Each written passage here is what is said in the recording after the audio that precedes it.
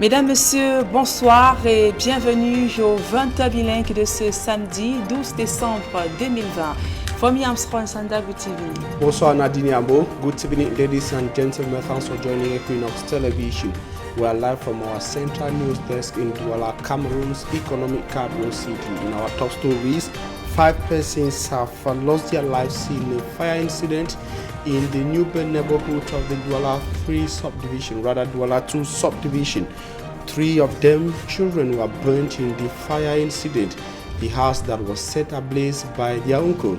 The uncle will later take his life, and another person who struggled to rescue the children also died.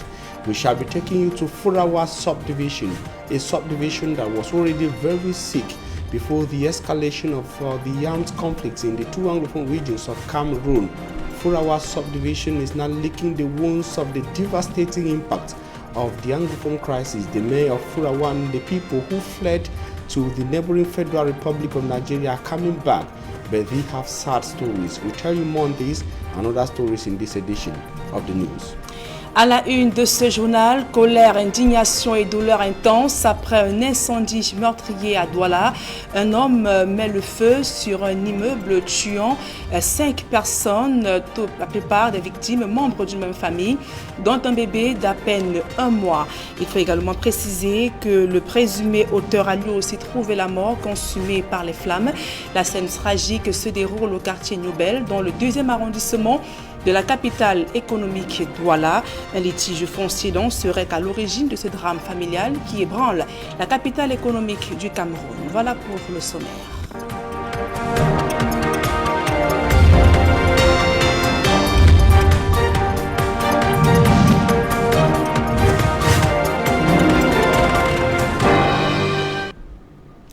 Mesdames, Messieurs, une fois encore, bonsoir et merci d'honorer ce rendez-vous de l'information sur Equinox Télévision.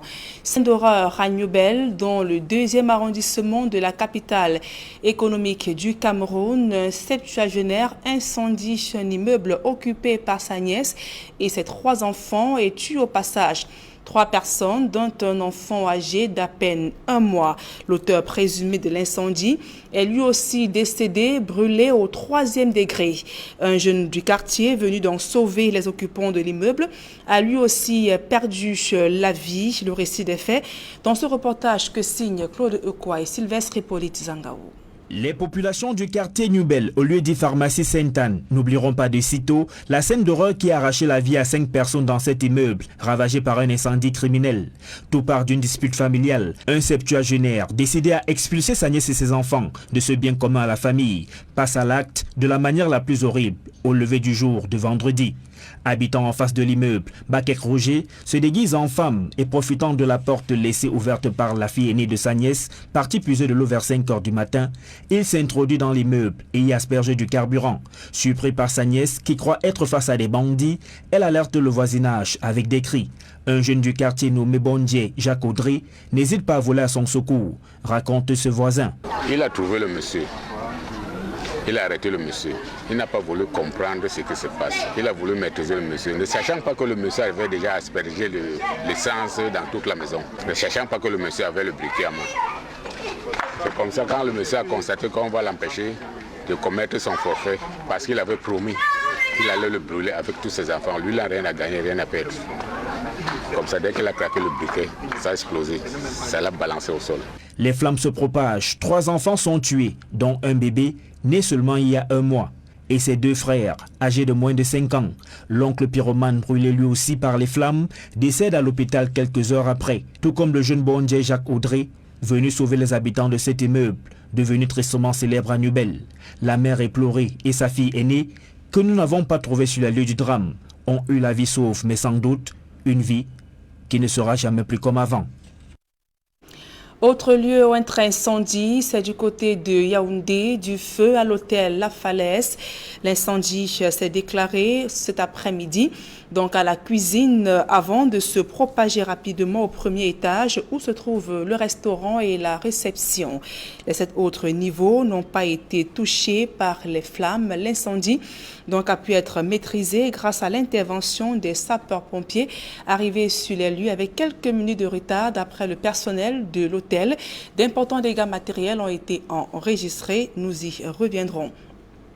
Et sur les braises ardentes de la crise anglophone, un an après leur retour sur la terre de leurs ancêtres, les habitants de Foro-Awa, localité du département de la Mentioum, région du nord-ouest, peinent à retrouver leur marque. Le problème d'eau, de route et même du réseau meuble leur quotidien. Le reportage de Kate Diarra reprend son cours normal à Foro-Awa, petite localité du département de la Mentioum. Jadis, sous le contrôle des groupes séparatistes, le village a été libéré par l'armée, un fait qui a conduit les populations à retourner sur la terre de leurs ancêtres. La plupart des habitants du village sont revenus. En effet, au mois de janvier de l'année passée, quand les militaires sont arrivés ici, le village était désert. Moi-même, je n'étais plus là. Je m'étais aussi enfui pour tenter de sauver ma vie, parce que les Amba Boys nous voulaient du mal. Nous nous sommes réfugiés au Nigeria. Alors, quand les militaires ont pris possession du village, nous avons compris qu'il était temps pour nous de rentrer. Nous avons incité la population à revenir. C'est donc progressivement que les choses se remettent en place. Les écoles ont réouvert leurs portes, donnant la possibilité aux enfants de renouer avec les cours.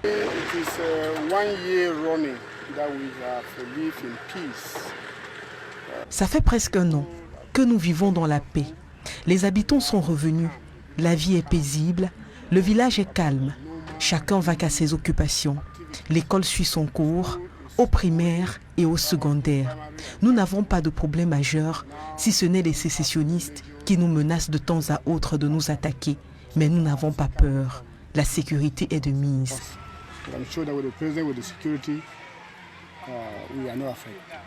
Pourtant, si le village encore désert, il y a un an seulement, reprend peu à peu ses couleurs, il faut dire que cela ne se fait pas sans difficulté.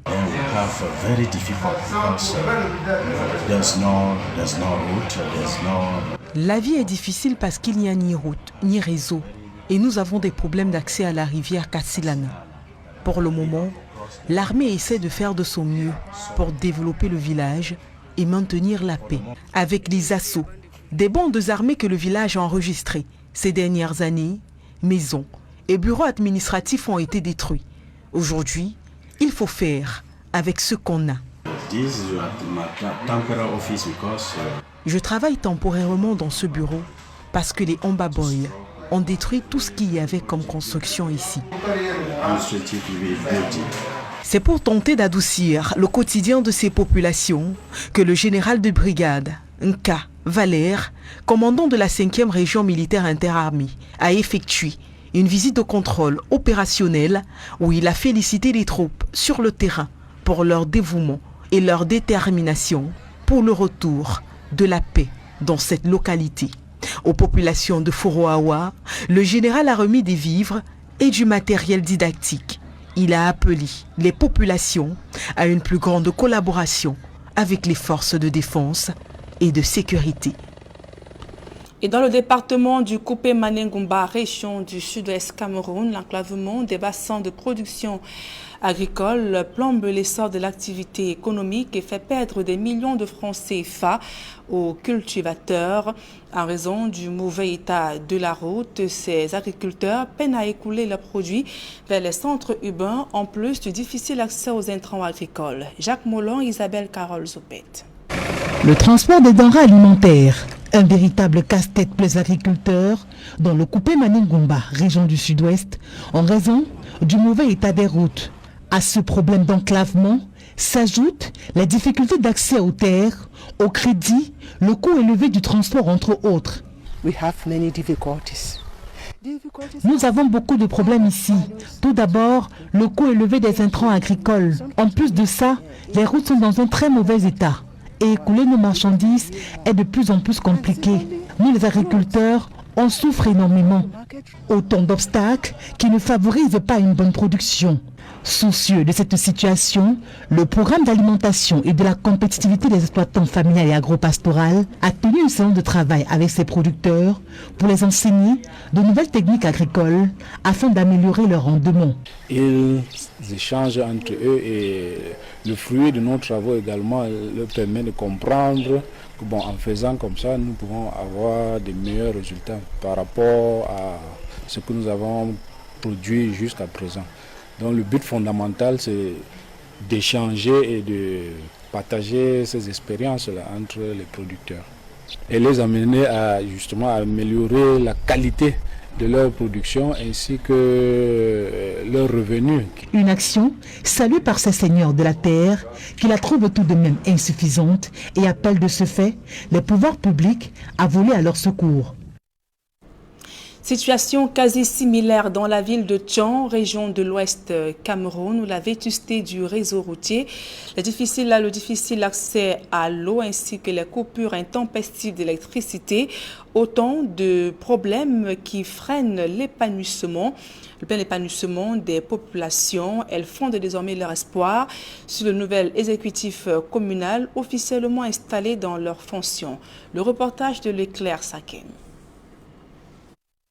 En plein cœur de la ville de Tchon, des nuages de poussière qui rendent la vie dure aux populations. Difficile pour ces dernières de respirer l'air sain en ce début de saison sèche. La poussière, c'est ça qui va seulement nous faire rentrer à la maison. Donc nous disons au maire qui fait les efforts à voter au moins 3 fois par semaine. Un état de choses qui s'accompagne de la dégradation de l'état des infrastructures routières de cette collectivité qui abrite l'une des 8 universités d'État du Cameroun. Si quelques travaux d'aménagement ont été entamés par endroits, la grande majorité des routes qui desservent les quartiers de la ville de Tchon se trouvent cependant dans un état de dégradation. À côté de ceci, le Sentinelle, problème de coupure à outrance de l'énergie électrique et la question d'accès à l'eau potable demeurent des préoccupations majeures au sein de cette cité ouest-est. Avec tant de coupures à tout moment, à toute saison, nous prions aussi le maire de mettre main pour que cette centrale soit en marche et le vol qui est vraiment très courant dans notre zone. Il s'agit ici des échantillons des chantiers dont les réponses sont attendues du nouvel exécutif communal élu suite au double scrutin législatif et municipal de février 2020 et qui vient d'être officiellement installé dans leurs fonctions. Des défis relevés et complétés par le préfet du département de la Minois au cours de la cérémonie d'installation à la place des fêtes de Tchon.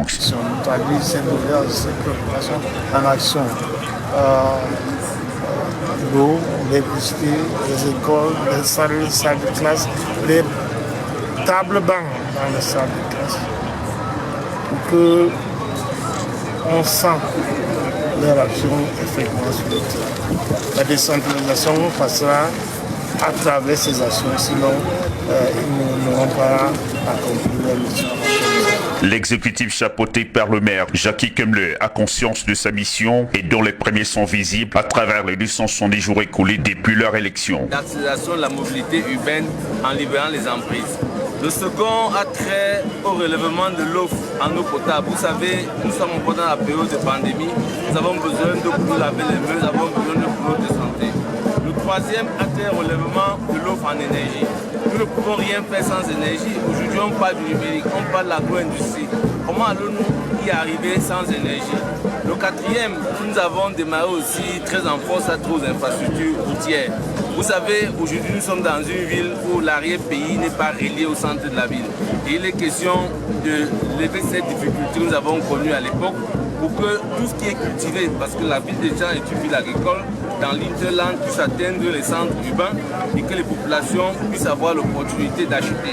Nous nous sommes attaqués également aux infrastructures sanitaires. Il était question de relever le niveau de notre hôpital de district. Leurs attributs les ont été remis lors de la cérémonie assez courue dans la ville de Tchon, ainsi que la présentation des 40 visages de cette mandature 2020-2025 a été faite aux populations.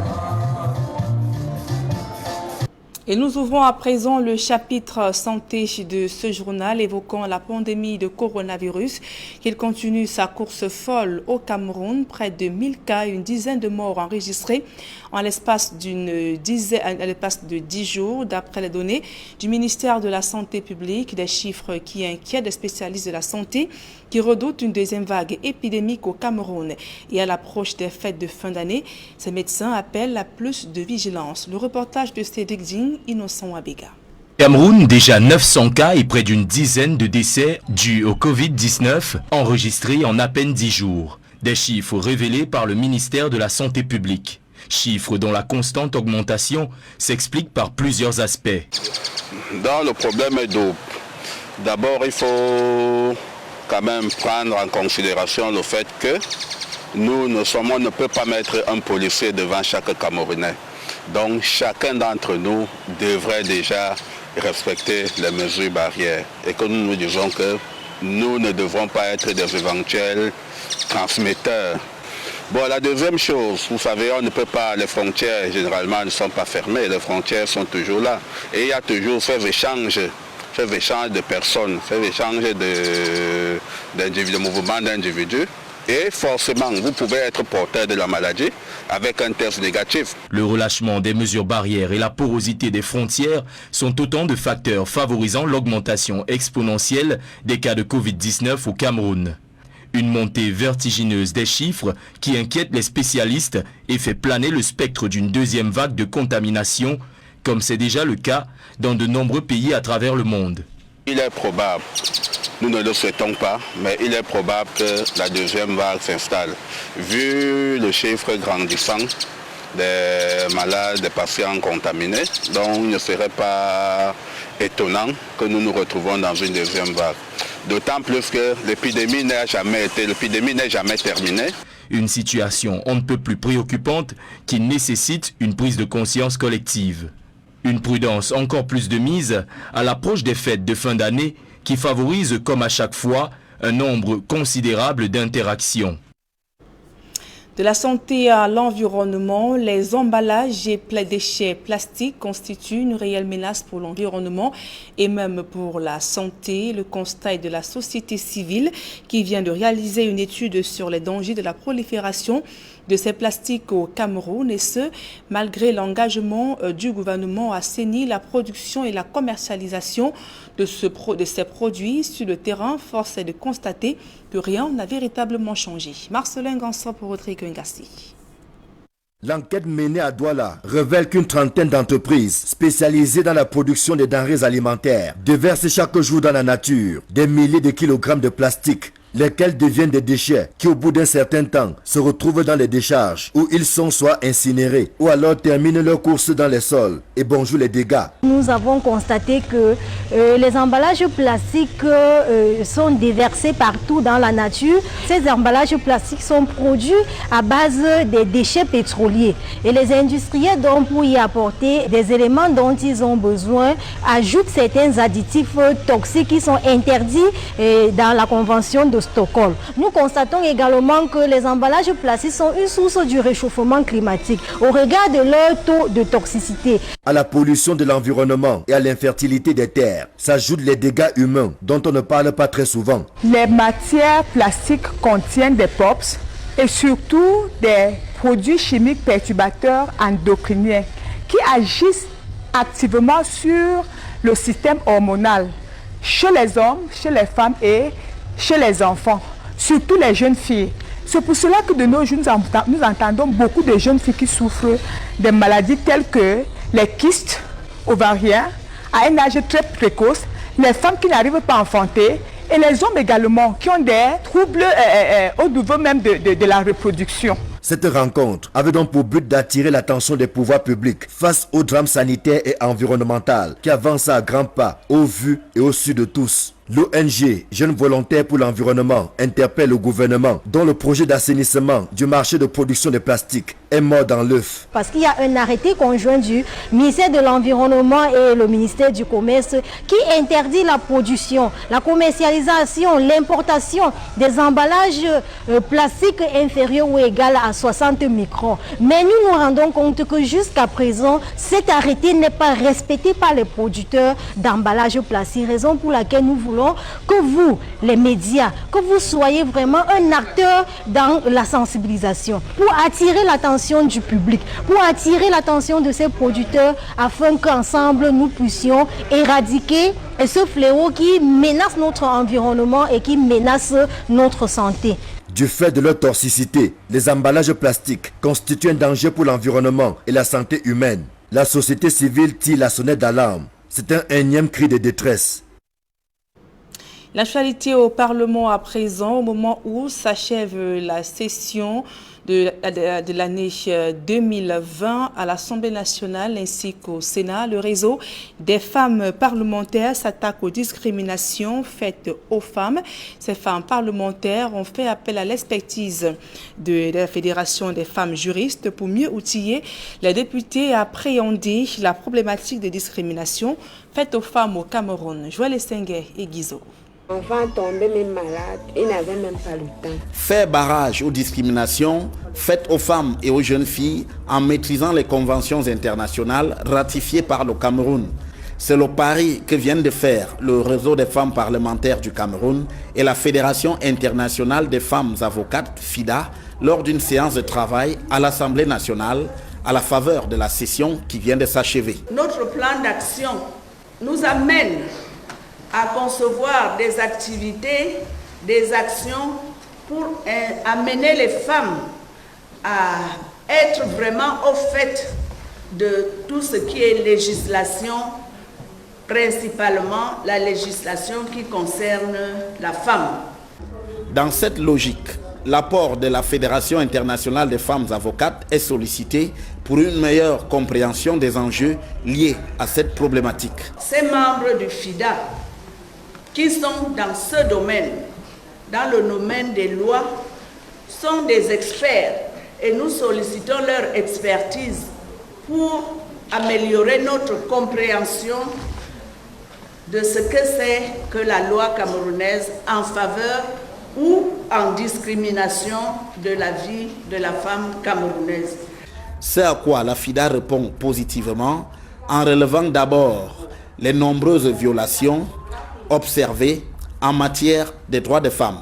Actually, studies show that violence against women and girls is the most widespread human rights violation happening today, with devastating consequences on women, families, communities, and whole nations.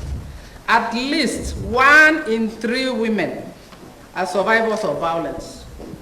En fin de compte, cette organisation des femmes juristes dresse un aperçu de son champ d'action qui en dit long sur sa capacité à faire bouger les lignes. In fact, we are an effective platform of action on issues related to women's empowerment, and we carry out our activities, our objectives, through consolidated advocacy, sensitization, and capacity building workshops. De quoi donner davantage d'arguments pour la défense des droits des femmes. C'est avec ce reportage que nous mettons un terme à la première partie de ce journal. La suite, c'est en langue anglaise avec vous. Fomi Armstrong Sanda. Thanks, Nadine Yambo. Ladies and gentlemen, thanks for the confidence. Thanks for joining us in the second segment of information. We begin on a sad note, an unusual scene at the New Bell neighborhood of the Douala 2 subdivision. A man angry after a family dispute set an entire building ablaze, killing its occupants. 5 is the total number of persons killed as the result of the fire incident. Charles Ikome tells us more.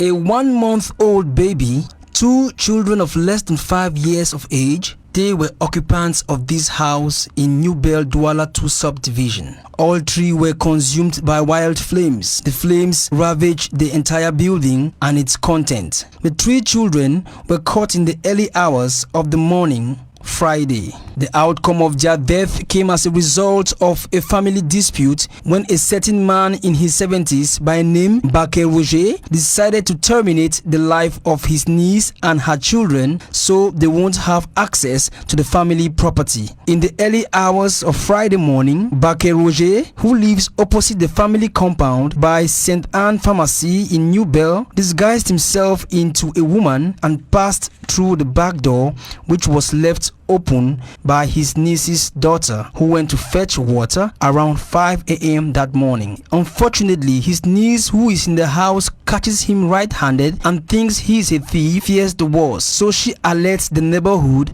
by screaming. Her screams gets the attention of a youth in the quarter by name Bonje Jacques Audrey, who hears her loud and clear and immediately rushes to her rescue, says this neighbor. Il a trouvé le monsieur. Il a arrêté le monsieur.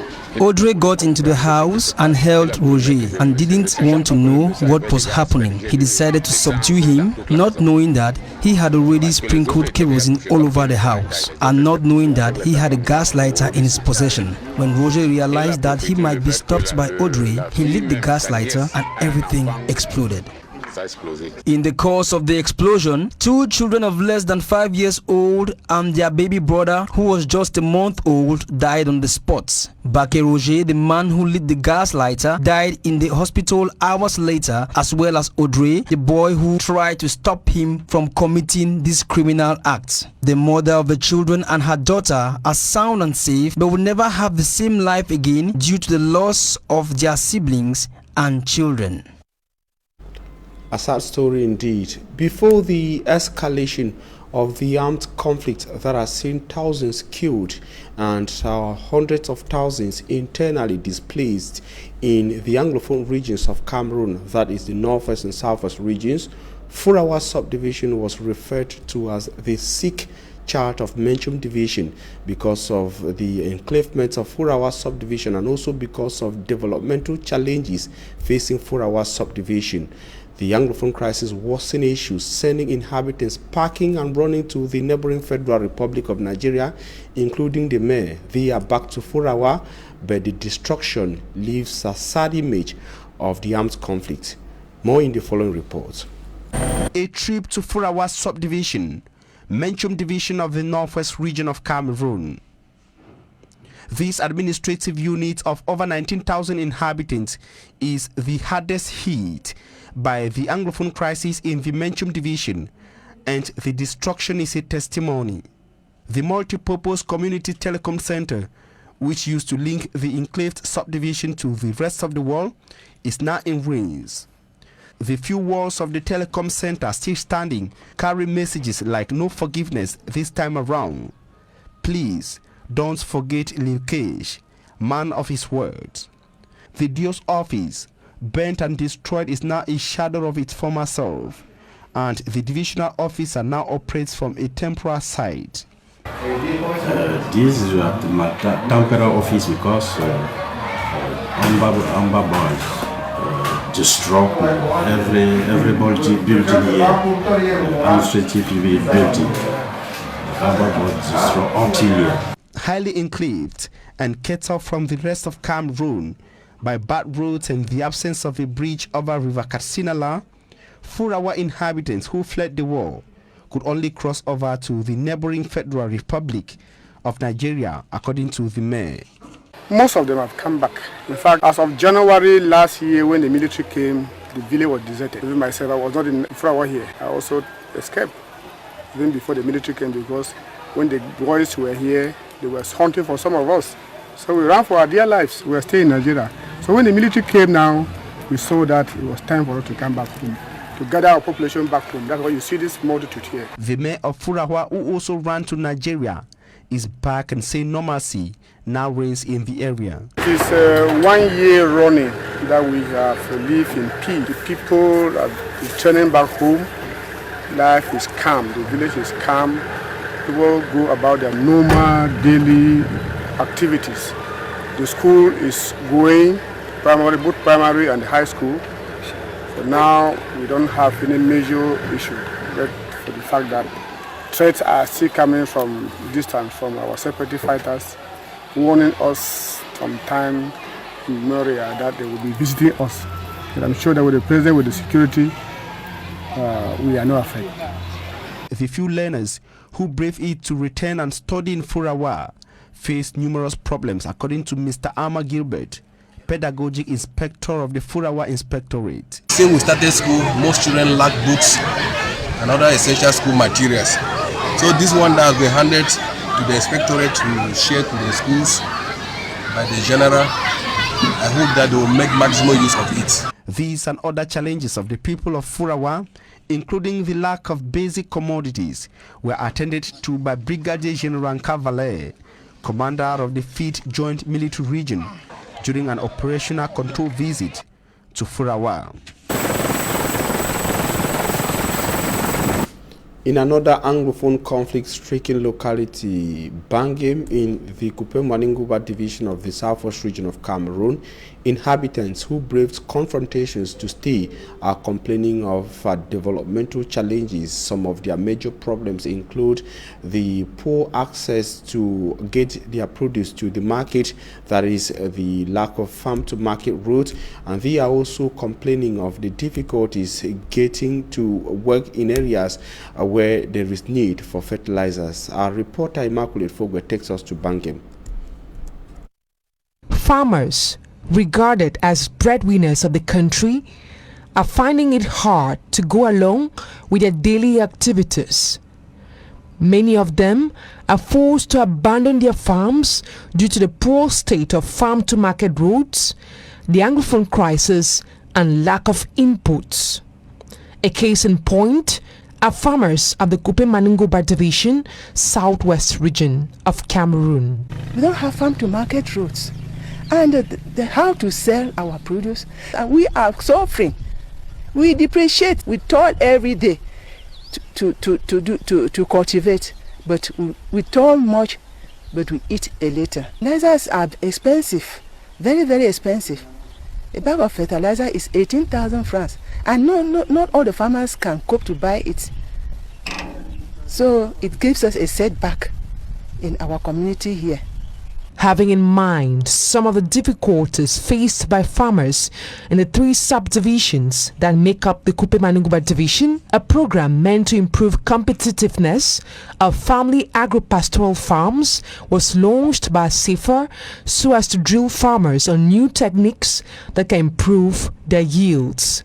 Thanking SAFER for the initiative they have taken to support the farmers. To know if you are working in a positive side or in a negative side. If you reach here in Bangem, you see tomatoes, you see plantain, you see coffee, you see cocoa. They are produced highly, but the price is not there. The price is not there. Manos Road, the price is not there. So we are bringing them today like this to together discuss about what we have done so far, and the main aim is to enable them produce better, to improve their revenue, to improve on their family situation. According to these farmers, a lot more is still expected from the government so as to boost the farming sector. So we are pleading on the government to see how they can transform those things to add value and how they can connect us with routes to markets. So really we are pleading to the government to give us input so that our farms may boost more and the country will rejoice through farmers. We are depreciating just because we labor and we don't eat. Rising insecurity provoked by the ongoing socio-political crisis in the area has forced several farmers to flee away. The few farmers who have been able to brave the odds continue to face the aforementioned challenges. And we stay in the southwest region of Cameroon, where a good number of youths, predominantly girls, flooded streets of Buya, chief town of the region yesterday, saying no to rape and other forms of gender-based violence, chanting songs and brandishing messages as their campaigns against human rights violations and also gender-based violations in streets in Buea. They were doing this within activities marking the 2020 International Day for the fight against, that is 2020 edition of the International Day for Human Rights. More in the following reports done by Derija Twemboya. Human rights defenders say it is not getting any better as each day that passes a file or two of human rights violation are being added to untreated ones. The escalation of the war in the Anglophone regions of Cameroon has witnessed life and education of many cease. Stories of people disappearing are familiar here, and rape is common. Gender-based violence is supposed to stop in our community, and the human rights must be respected in our community. We are doing this in the context of the ongoing Cameroon Anglophone crisis. And as the world commemorates the 2020 edition of the International Human Rights Day, the Southwest Zonal Office of the International Human Rights Commission want the message to get louder, reason why they took to the street of Buea, the Southwest Regional Capital, with their messages, some written and some in songs. No to human rights violation! No to rape! No to rape! No to rape! No to rape! No to rape! No to rape! And if there is a group of people to stand up and take back their right, it should be them, the youth. This is a time when youths have to not only play the part of spectators, just sitting and watching. We've got to enlighten our neighbors, our friends, our family members about the importance of upholding our belief against human rights violations. And also invited was Bienvenue Hiroa from Chad, who doubles as the Multinational Volunteers Coordinator and Peace Ambassador of Human Rights for Central Africa. We are using this campaign to share a special message to everyone. We believe that this campaign can change the life of someone. The Southwest Zonal Coordinator, at the end of the day, was satisfied that the street move is driving home the right message. We believe it's going to go a long way to promote peer education among the youths, to promote a conscientizing atmosphere among the youths. It's equally going to go a far way to promote the respect for human rights among the youths. But in all, human rights crusaders still hold that in the entire Central African sub-region, human rights violations are still making headlines. For over the years, the Lac Intini Hospital in Douala, Cameroon has been at the center of controversies, which has negatively affected the reputation of the health facility. It has negatively changed the perception of Douala city dwellers and Cameroonians towards the Lac Intini Hospital. And the new management, however, is trying to change the narrative. The new management says that the hospital facility is back on its way and is working to be more effective and people-oriented. Charles Ikume. For a number of years now, the Lac Intini Hospital, situated in Akwa, Douala 1 subdivision of the Littoral region, has been condemned by many for its bad reputation, a negative name which came as a result of the poor treatment of patients and obligatory payment before services, which sometimes cost patients their lives. In the past, people had a very bad impression about Lac Intini. Lac Intini, you cannot have any service for free. In Lac Intini, you have to pay for services. And the other thing in Lac Intini, care is not humanized. However, the new administration of the hospital has done some restructuring by putting in place better sanitary conditions, a good humanitarian staff, and has modernized the hospital's infrastructure. I think on our own part, we had some faults too. But all those things, we've done a retrospective view to sort out where we failed in the past. And that's the reason why we are calling on the entire public to come and see for themselves that we've changed. The reason why we are offering an open door day for 1 week, where we have free consultations to call on the population to come and see for themselves how Lac Intini have changed. In the past, we had problems with hygiene, but I think you can see for yourself from the tour that you put it in the services, things have changed. Lac Intini, it's clean. Also, we've worked on satisfaction of the nurses. We've worked on their satisfaction, and to an extent, they are trying to humanize the care that they give to their patients. The Lakentini Hospital in Douala relies on training workshops to increase the capacities of its staff in the care and reception of users. The mastery of modern communication tools, in particular the website, digital social media, as well as mass communication, will allow to give the right information on time. The setting up of biometrics and more efficient video surveillance system has enforced the security of the hospital for better personnel management. On a demandé une puce de constatation spécialisée chez vous, mais vous nous avez renvoyé la puce que nous on appelle le chirurgien. Comment nous on doit faire pour avoir le chirurgien, s'il vous plaît? Bien. Oui, je ne crois pas avoir vu quelqu'un ici avec une fiche de consultation du spécialiste, monsieur. Genre oncologiste, de la part de la supervision. That report brings us to the end of the 8 p.m. bilingual newscast on Equinox Television. We thank you for your very kind attention. We wish you a blessed day in the company of interesting programs on Equinox Television. Nadine Yambo, have a nice evening and have a nice weekend. Merci, Fomi Armstrong Sanda. Bon week-end à vous également. Mesdames et messieurs, c'est la fin de ce journal. Merci pour votre aimable attention et passez d'agréables moments en compagnie de nos programmes qui se poursuivent.